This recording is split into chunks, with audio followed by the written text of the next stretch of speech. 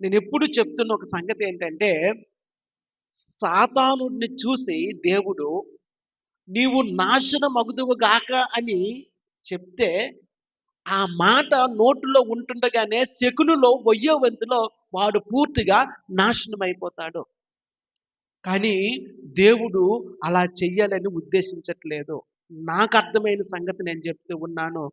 ఆయన సృష్టి అయిన మనమే మనలను నాశనం చేయడానికి ప్రయత్నం చేస్తున్న ఆయన వేరొక సృష్టి అయినటువంటి దేవదూతలు లేదా సాతాను వారి యొక్క అనుచరులను డీల్ చేయవలసి ఉన్నది. దేవుని నామానికి మహిమ కలుగును గాక. వానికి ఎందుకు మరలా దేవుని సింహాసనం ఎదుటకు యాక్సెస్ ఇవ్వబడిందో నాకు తెలీదు. కానీ ఒక సంగతి మాత్రం నిజము. మనుష్యులమైన మనము, ఆయన సృష్టి అయిన మనము సాతానుతో వ్యవహరించవలసి ఉన్నది. దేవుని